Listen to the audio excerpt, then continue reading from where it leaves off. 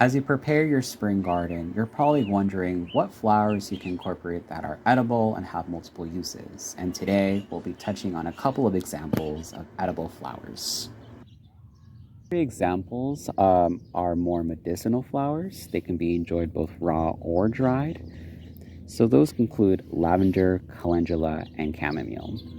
So lavender is a really good flower to have if you're into making very fragrant desserts, beverages, or oils that have a flowery taste to them.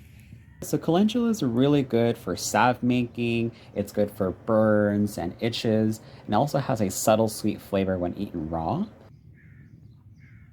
If you're into more teas, of course, chamomile is a really good example of a flower you can grow in your garden. They're prolific and provide a nice, sweet, and soothing tea.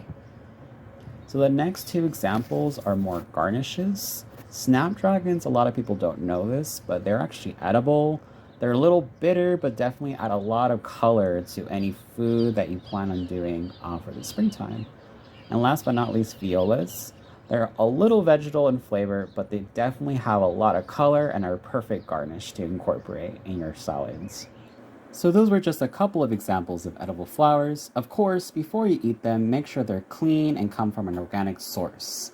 For more videos on edible flowers and other gardening videos, make sure to subscribe. And of course, enjoy your flowers and happy gardening.